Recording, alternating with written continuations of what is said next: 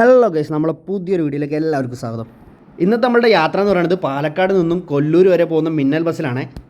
നമ്മൾ കയറാൻ പോകുന്നത് കോഴിക്കോട് സ്റ്റാൻഡിൽ നിന്നാണ് കേട്ടോ. പക്ഷേ ബസ് 11 മണിക്ക് എത്തേണ്ട ബസ്സാണ്. നമ്മൾ 10:58 എത്തിയെങ്കിൽ കൂടെ ബസ് എത്തിയിട്ടില്ല. വിളിച്ചു നോക്കിയപ്പോൾ ബസ് എത്തും എന്നാണ് പറഞ്ഞത്. 1 മണിക്കൂറോ ലേറ്റാണ്. വരുന്ന വഴിയിൽ ബ്ലോക്ക് കാരണമാണ് ലേറ്റ് ആയതെന്നാണ് കേട്ടോ ബസ്സുകാർ പറഞ്ഞത്. അപ്പോൾ അതുകൊണ്ട് തന്നെ നമ്മളെന്തൊക്കെ ഫാമിലി വെയിറ്റിംഗ് ഏരിയയിൽ കയറിയിട്ട് കുറച്ച് നേരം റെസ്റ്റ് എടുക്കാമെന്ന് കരുതിട്ടോ. സ്റ്റാൻഡിലെ വൻ കൊതുകടീനെക്കാട്ടിയൊക്കെ എത്രയോ നല്ലതാണ് ഇതിൻ്റെ ഉള്ളിൽ കയറി ഇരുന്ന് കുറച്ച് റെസ്റ്റ് ചെയ്യണമെന്ന് തോന്നിയതുകൊണ്ട് തന്നെ ഇതിൻ്റെ ഉള്ളിലേക്കാട്ടോ കയറുന്നത്. രാത്രി ആയിക്കഴിഞ്ഞാൽ KSRTC സ്റ്റാൻഡിൽ ഭയങ്കര തിരക്കാട്ടോ. എപ്പോൾ വന്ന് നോക്കിയാലും ഇതേപോലെ തന്നെയാണ്. എവിടേക്കെങ്കിലും ഒരു റൂട്ടിലേക്കുള്ള ബസ്സൊക്കെ വന്നു കഴിഞ്ഞാൽ അത്രയും കൂടുതൽ ആൾക്കാരാട്ടോ ഒരു ബസ്സിൻ്റെ പിന്നാലെ ഓടുന്നത്. അതെല്ലാം കഴിഞ്ഞ് വെയിറ്റിംഗ് റൂമിൽ റെസ്റ്റ് എടുക്കുന്ന സമയത്താട്ടോ എനിക്ക് കോൾ വന്നത് ബസ് എത്തിയിട്ടുണ്ടെന്ന് പറഞ്ഞിട്ട്. 1 മണിക്കൂറോളം ലേറ്റായിട്ട് വന്ന് നിൽക്കണം നിൽപ്പാന്ന് കണ്ടാൽ പറയുമല്ലേ. 12 മണിക്കാട്ടോ ബസ് ഇവിടെ എത്തിയിട്ടുള്ളത്. എന്തായാലും വേണ്ടില്ല, ഞങ്ങൾ വേഗം കയറി കഴിഞ്ഞാൽ ബസ് എടുക്കുമല്ലോ എന്ന് വിചാരിച്ച് കണ്ടിട്ട് ഓടിക്ക് ചെയ്യാൻ വണ്ടി കയറിട്ടോ. മുന്നത്തെ സീറ്റ് തന്നെയാണ് എൻ്റെത്, കണ്ടക്ടറെ തൊട്ടടുത്തുള്ള സീറ്റ്. കാരണം എനിക്ക് കാഴ്ചകളൊക്കെ കണ്ട് പോകാനുള്ളതുകൊണ്ട് തന്നെ 10 മിനിറ്റ് സ്റ്റാൻഡിൽ നിർത്തിയെങ്കിൽ തന്നെ ബസ് പെട്ടെന്ന് തന്നെ എടുത്തിട്ടോ. ഓവർ ലേറ്റ് ആക്കിയിട്ടൊന്നുമില്ല, 10 മിനിറ്റ് കൊണ്ട് തന്നെ എടുത്ത്. സമയം 12:10 കേട്ടോ കാലിക്കറ്റ് സ്റ്റാൻഡിൽ നിന്ന് ബസ് എടുക്കുന്നത്. ഞാൻ ഈ ടിക്കറ്റ് ബുക്ക് ചെയ്തത് പാലക്കാട് ടു കൊല്ലൂരാണ് കേട്ടോ. കാരണം എന്താ വെച്ചാൽ മിന്നൽ ബസ്സിനൊക്കെ ഇവർ KSRTC ചെയ്ത് വെച്ചൊരു പരിപാടി എന്ന് വെച്ച് കഴിഞ്ഞാൽ അവസാനം, അതായത് ഒരു ദിവസം 24 മണിക്കൂറിന് മുന്നേ മാത്രമേ ബുക്ക് ചെയ്യാൻ പറ്റുള്ളൂ കേട്ടോ. ഇടയിലുള്ള യാത്രക്കാർക്ക് മൊത്തം ട്രെയിൻ മൊത്തം ബുക്കായപ്പോഴാണ് KSRTCനെ പറ്റി ചിന്തിച്ചത്. അപ്പം ഇനിയിപ്പോൾ ഇതും അങ്ങനെ ഫുള്ളായിട്ട് ബുക്കായി പോയല്ലോ എന്ന് വിചാരിച്ചിട്ടാണ് ഞാൻ അങ്ങനെ ചെയ്തത്. പക്ഷേ ഇവനുള്ള ടിക്കറ്റ് ഞാൻ ഓൺലൈനായിട്ട് എടുത്തിട്ടുണ്ടായില്ല കേട്ടോ. ടിക്കറ്റ് ഇവന് വേണ്ടിയില്ല എന്ന് വിചാരിച്ചിട്ട് എടുക്കാണ്ട് വന്നത്. പക്ഷേ നോക്കിയപ്പോൾ കണ്ടക്ടർ പറഞ്ഞു ഇവന് ടിക്കറ്റ് വേണം, ഹാഫ് എടുക്കണം എന്ന്. ചെറിയ ചാർജ് വ്യത്യാസമൊക്കെ ആണെന്നുണ്ടെങ്കിൽ എൻഡ് ടു എൻഡ് ബുക്ക് ചെയ്യണതാട്ടോ നല്ലത്. അല്ലാണ്ട് നമുക്ക് അവസാനം വരെ കാത്തുനിന്ന ടിക്കറ്റ് കിട്ടുന്നൊന്നും എനിക്ക് തോന്നിയിട്ടില്ല.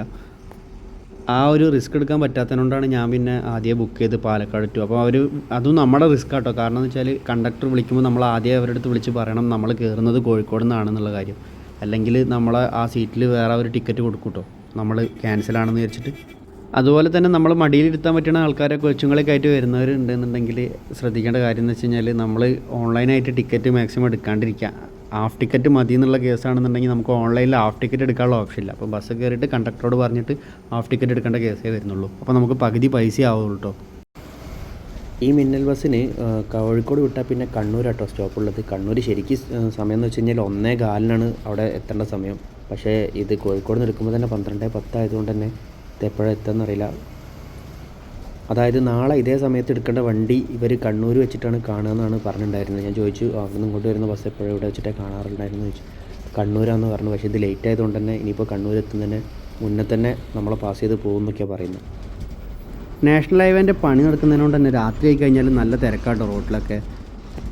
ഈ കോഴിക്കോട് ടു കണ്ണൂർ റൂട്ടിലാണെന്നുണ്ടെങ്കിൽ പണി തീരെ നീങ്ങാത്ത പോലെയാണ് കേട്ടോ. കുറേ ദിവസമായിട്ട് ഇങ്ങനെയൊക്കെ തന്നെയാണ് കഥ. ഈ ലേറ്റായ 1 മണിക്കൂറൊക്കെ അവിടെ എത്തുമ്പോഴത്തേക്ക് ഓടി പിടിക്കുക എന്നുള്ളൊരു ഡൗട്ട് എനിക്കുണ്ടായിരുന്നു കേട്ടോ. എന്തായാലും ആ ഡൗട്ട് ഇവിടെ തീർന്നു. ചോദിച്ച സമയത്ത് ഒരു പറഞ്ഞ് അല്ലെങ്കിലേ നല്ല സ്പീഡിലാണ് പോയിക്കൊണ്ടിരിക്കണം, ഇനി എങ്ങനെയാണ് ഇതിനും കൂടുതൽ പോകാൻ പറ്റുകയാണ്. ഭാഗ്യം ഉണ്ടെന്നുണ്ടെങ്കിൽ 10-15 മിനിറ്റ് മുന്നേ എത്തും, അത്രയൊക്കെ തന്നെ പ്രതീക്ഷിച്ചാൽ മതി എന്നാണ് കേട്ടോ കണ്ടക്ടറായിട്ട് നമ്മളടുത്ത് പറയുന്നത്.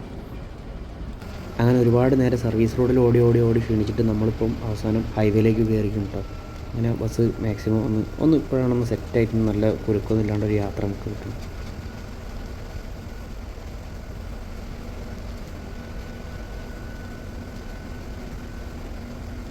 ഇങ്ങനെ വിശാലമായി കിടക്കുന്ന 3 വരി പാത ആയതുകൊണ്ടാട്ടോ നമുക്ക് ഇത്ര സ്പീഡൊന്നും ബസ്സിൻ്റെ മനസ്സിലാവാത്തത്. നല്ല വേഗത്തിലാട്ടോ പോയിക്കൊണ്ടിരിക്കുന്നത്. അത് മറ്റ് വണ്ടികളെ നമ്മൾ ഓവർടേക്ക് ചെയ്യണത് കണ്ടാൽ തന്നെ നമുക്ക് മനസ്സിലാവും. ആ ലോറി കണ്ട് അത്രയും ദൂരത്തെടുക്കുന്ന ലോറിയുടെ തൊട്ടടുത്തെത്തുന്നത് നമ്മൾ ചെറിയ സമയം കൊണ്ടാണ്. അക്കാര്യം പറഞ്ഞപ്പോഴാണ് ഞാനൊരു കാര്യം ഓർത്തത്. ഞാൻ ഈ ബസ് ചൂസ് ചെയ്യാൻ കാരണം മിന്നലിൽ ഒരു യാത്ര അതിനപ്പുറം എന്താണെന്ന് വെച്ചാൽ നമ്മൾ മൂകാംബികയ്ക്ക് പോകുന്ന ആൾക്കാർക്ക് നല്ലൊരു ഓപ്ഷനാട്ടോ ഈ ബസ്.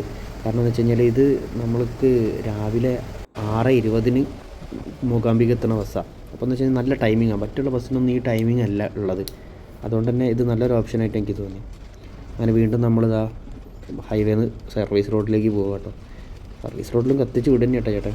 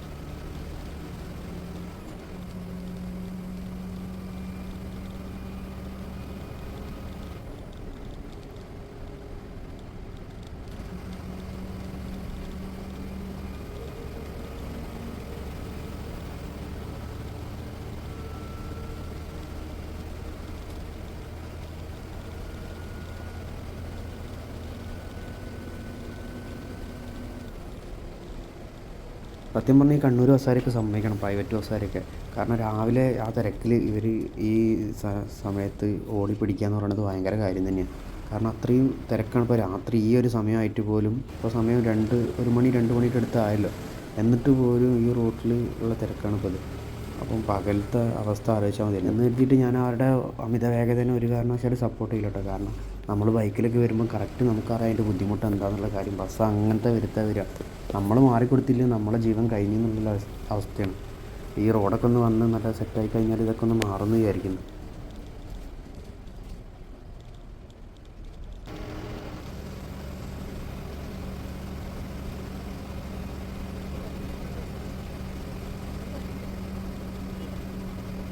അങ്ങനെ നമ്മളിതാ മാഹിയിലേക്ക് എത്തിയിട്ടുണ്ട് കേട്ടോ. മാഹിയിലുള്ള ബൈപ്പാസാണ് എത്തിയത്.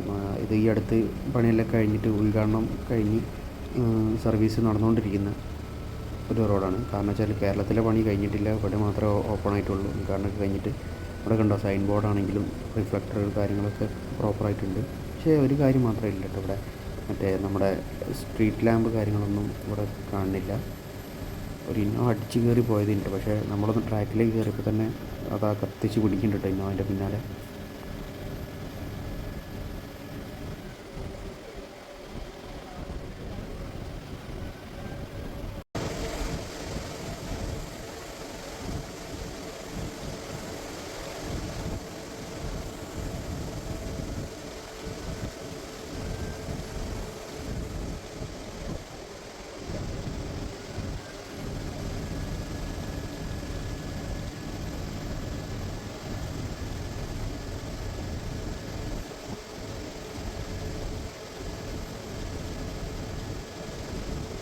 ഈ മാഹിയിൽ ബൈപ്പാസിൽ കയറിയതിന് ശേഷം എനിക്ക് തോന്നിയിട്ടുള്ള കാര്യം എന്ന് വെച്ചാൽ നമ്മൾ അത്ര ഫാസ്റ്റായിട്ടാണ് പോയിക്കൊണ്ടിരിക്കുന്നത്. 3 ട്രാക്കും അതേമാതിരി ഒഴിഞ്ഞു കിടക്കുന്നു. നമ്മളെ കേരളത്തിൽ മൊത്തം ഈ ഹൈവേയുടെ പണി കഴിഞ്ഞ് കഴിഞ്ഞാൽ നമുക്ക് ഭയങ്കര സൗകര്യമായി പോകുന്നത്. ടോൾ കൊടുത്താലും ബുദ്ധിമുട്ടില്ല, നമുക്ക് ബ്ലോക്കും കാര്യങ്ങളും ഇല്ലാണ്ട് കൃത്യസമയത്ത് സ്ഥലത്ത് എത്തിച്ചേരാൻ പറ്റുക എന്ന് പറയുന്നത് വലിയ കാര്യമായിരിക്കും. കാരണം എന്ന് വെച്ച് കഴിഞ്ഞാൽ കണ്ടോ, നമുക്ക് കാണാം അത്രയും നല്ല സ്മൂത്തായിട്ട് ബസ് പോയിക്കൊണ്ടിരിക്കുന്നത്. ബ്രേക്കിൻ്റെ ആവശ്യമേ ഇരുന്നില്ല, അങ്ങനെ സ്മൂത്തായിട്ട് കയറിക്കൊണ്ടിരിക്കുക കേട്ടോ. കാരണം എന്ന് വെച്ച് കഴിഞ്ഞാൽ ഈ സിഗ്നൽ ലൈറ്റ് നോട്ട് ചെയ്തില്ലേ, ഇതാണ് തോന്നുന്നുണ്ട് കേട്ടോ. എനിക്ക് തോന്നുന്നു ആകെ ഈ ബൈപ്പാസിൽ, അതായത് ഈ ഹൈവേയിൽ തിരുവനന്തപുരം വരെ പോണതിൽ ഇടയ്ക്കൊരു സിഗ്നലുള്ള ഒരു സ്പോട്ട് ഇതാണെന്ന് തോന്നുന്നു. മാഹിയിലൊരു സിഗ്നലുള്ള ഒരൊറ്റ സ്പോട്ടേ ഉള്ളൂ എന്നാണ് പറഞ്ഞു കേട്ടത്. അതാണെന്ന് എനിക്ക് തോന്നുന്നു കേട്ടോ. ഇത്രയും നേരത്തെ കുലക്കും കാര്യങ്ങളൊക്കെ പോയതുകൊണ്ട് തന്നെ എല്ലാവരും നല്ല സുഖമായിട്ട് ഉറങ്ങും കേട്ടോ. ആ സുഖം ഇവിടെ അവസാനിച്ചെന്ന് തോന്നുന്നു. ഇതവിടെ ടോള് കഴിഞ്ഞിട്ട് ഇനി അവിടുത്തെ അപ്പുറത്തേക്കുള്ള അവസ്ഥ എന്താണെന്ന് പറയുന്നുണ്ട്. നമ്മൾ ഇത്ര നേരം ഓടി വന്നതിനുള്ള ചാർജ് ഇനിയിപ്പോൾ ഇവിടെ കൊടുക്കണം. ഇവിടെ ടോൾ അടയ്ക്കാനാകപ്പാടെ 2 പോസ്റ്റേ കാണുന്നുള്ളൂ കേട്ടോ. അങ്ങോട്ട് ഒരു വൺ സൈഡിലേക്ക് രാത്രി ആയതുകൊണ്ട് അതിൽ ഒന്ന് പൂട്ടിയിട്ടിട്ട് ഒറ്റൊന്നേ ആക്റ്റീവ് ആയിട്ടുള്ളൂ. പക്ഷേ എന്നാലും ഇവിടെ അത്രമാത്രം ക്യൂവും കാര്യങ്ങളൊന്നും ഇല്ല. കാരണം രാത്രി ആയതുകൊണ്ടും ഒക്കെ ആയിരിക്കണം.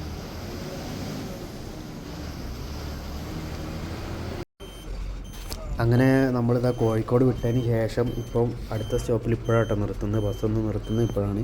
സമയം 2:11 കണ്ണൂർ എത്തിയിട്ടുണ്ട് കേട്ടോ. കണ്ണൂർ നേരെ ഒരു ഡീസൽ അടിക്കാനാട്ടോ കയറുന്നത്. 2 മണിക്കൂറായിട്ട് ബസ് നിർത്താണ്ട് ഓടിക്കൊണ്ടിരിക്കുക കേട്ടോ. 12:10 എടുത്തിട്ട് 2:11 ഇവിടെ എത്തി.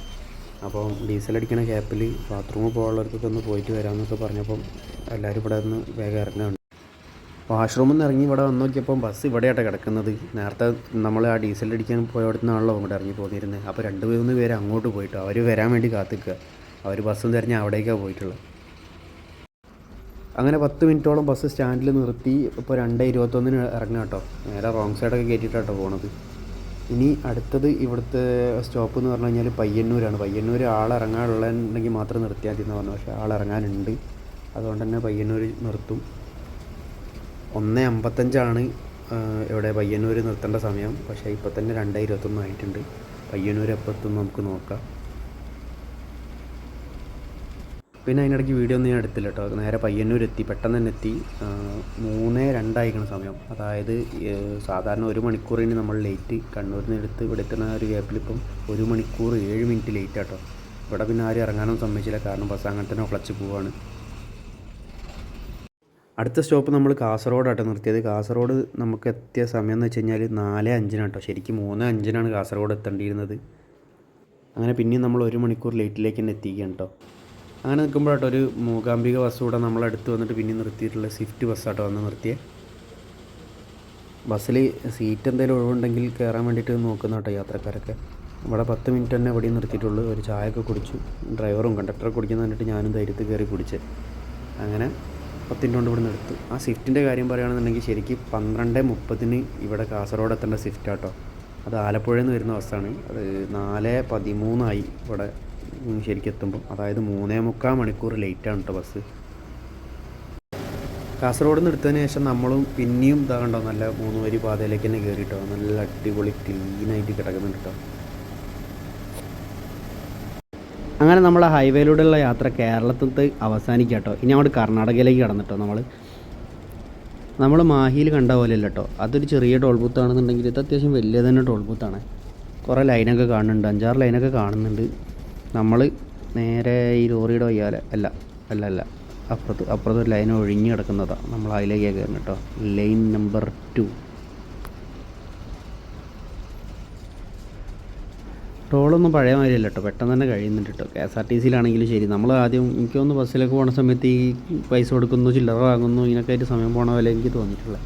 പക്ഷേ ഇപ്പോഴൊക്കെ കുറേ ആയിട്ട് ഇങ്ങനെ യാത്രയൊന്നും KSRTCയിലൊക്കെ കുറവായതുകൊണ്ടായിരിക്കണം ചിലപ്പോൾ, എനിക്ക് അറിഞ്ഞൂടാ. ഫാസ്റ്റാഗ് അതിനോട് പെട്ടെന്ന് തന്നെ കഴിഞ്ഞു. നമ്മൾ കർണാടകയിലേക്ക് കയറി. നമ്മൾ മുന്നിൽ തന്നെ കാണുന്നത് പോലീസ് ചെക്കിങ്ങും കാര്യങ്ങളൊക്കെയാണെന്ന് തോന്നുന്നു. ഇനി ഇവിടുത്തെ റോട്ടിലെ സ്ഥിതി എന്താണ്, ഇവിടുത്തെ യാത്ര എങ്ങനെ ഉണ്ടാവും നമുക്ക് നോക്കാം. അങ്ങനെ നമ്മൾ മംഗലാപുരത്ത് എത്തിയിട്ടുണ്ട് കേട്ടോ.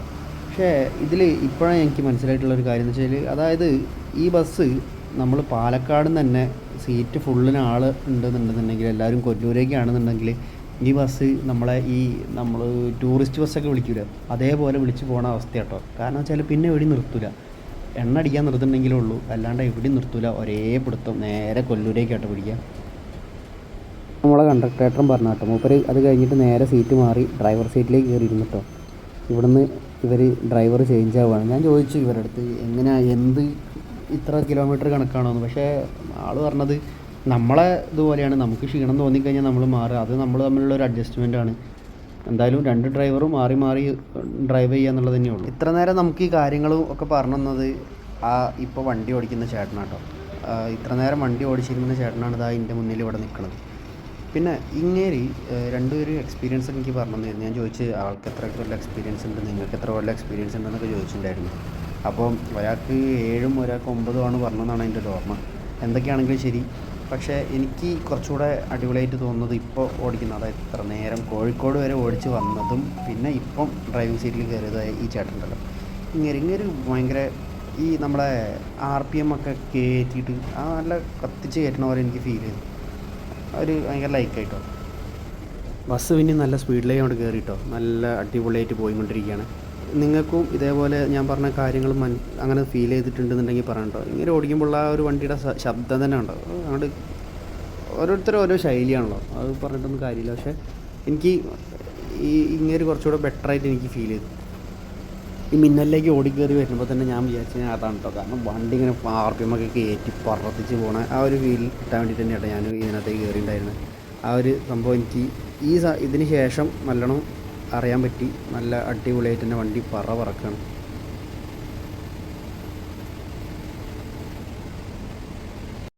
അതിനുശേഷം ഞാനൊന്ന് ഉറങ്ങിപ്പോയിട്ടോ. ഉറങ്ങി എണീച്ച സമയത്ത് കാട്ടിലെത്തിയിട്ടോ നമ്മൾ. അതായത് കർണാടകയിൽ മൂകാംബിക എത്താനായി. ഈ കൊല്ലൂരേക്കുള്ള അവസാനം ഉള്ള ഒരു ഫോറസ്റ്റ് ഏരിയ ആണ് കേട്ടത്. 5:03 ഏകദേശം ഞാൻ നോക്കിയ സമയത്ത് അവർ ഡ്രൈവർ ചേഞ്ച് ചെയ്തത് മംഗലാപുരത്തു നിന്ന്. പിന്നെ അത് കഴിഞ്ഞതിന് ശേഷം ഉടുപ്പിയിലൊന്നും നിർത്തൂല എന്ന് പറഞ്ഞിട്ടോ. കാരണം അവിടുന്ന് ആളെടുക്കാനോ ഒന്നും ഇല്ലാത്തതുകൊണ്ട് തന്നെ ഡയറക്റ്റ് മൂകാംബികയ്ക്കാണ് പോകണമെന്ന് പറഞ്ഞതുകൊണ്ട് പിന്നെ ഞാൻ ഉറങ്ങിപ്പോയി ക്ഷീണം കാരണം. ഇപ്പോൾ സമയം നോക്കിയപ്പോൾ 7 മണിയാണ് കേട്ടോ. 7 മണിയാവുന്നു. അപ്പം ബസ് നല്ല അടിപൊളിയായിട്ട് തന്നെ പോയിക്കൊണ്ടിരിക്കുകയാണ്. ചേട്ടൻ വളവൊക്കെ എടുക്കുന്നതാണ് നല്ല രസമുണ്ട് കേട്ടോ. അതേപോലെ ഞാൻ വിചാരിച്ചു കാട് നമുക്ക് പണ്ടേ ഒരു വീക്ക്നെസ് ആയതുകൊണ്ട് തന്നെ കാട്ടിലെന്തെങ്കിലും മൃഗങ്ങളൊക്കെ മുന്നിൽ കിട്ടുമെന്ന് വിചാരിച്ചിട്ട് ഞാൻ ക്യാമറയൊക്കെ ഓണാക്കി പിടിച്ചിരിക്കുന്നത്. പക്ഷേ എന്തോ ഇതുവരെ കിട്ടിയിട്ടൊന്നുമില്ല. ബോർഡൊക്കെ കാണുന്നുണ്ട് കേട്ടോ, ആനിമൽസ് ക്രോസിങ് ഏരിയ എന്നൊക്കെ പറഞ്ഞു കേട്ടോ. ആനിമൽസിന് എന്തെങ്കിലുമൊക്കെ കണ്ടു കിട്ടണേ എന്ന് പ്രാർത്ഥിച്ചുകൊണ്ടാണ് ഞാൻ മുന്നിലിരുന്ന് ഇങ്ങനെ ക്യാമറ പിടിച്ചുകൊണ്ടിരിക്കുന്നത്. കണ്ടോ, ഈ കാണുന്നിടത്തും എന്തൊക്കെയോ ബോർഡൊക്കെ കാണുന്നുണ്ട്, പക്ഷേ മുന്നിലൊരു വസ്തു, ഒരു പൂച്ചക്കുട്ടി പോലും ഇല്ലാത്ത അവസ്ഥയാണ്. കുഴപ്പമില്ലാത്ത രീതിയിലൊന്നും ഉറങ്ങാൻ പറ്റിയിട്ട് എന്തായാലും. പിന്നെ അതേപോലെ തന്നെ ഒരു മുന്നിൽ ഓവറായിട്ട് സസ്പെൻഷൻ ഫീൽ ചെയ്യാത്ത പോലെ എനിക്ക് തോന്നി. എയർ ബസ്സൊക്കെ കൊടുത്തിട്ടുണ്ടപ്പോൾ ഞാൻ ചോദിച്ചു ഒരിടത്ത്, എയർ ബസ്സല്ലേ മുന്നിലെന്താ ഒരു എയർ ഫീൽ കിട്ടണില്ലല്ലോ എന്ന് ചോദിച്ചു.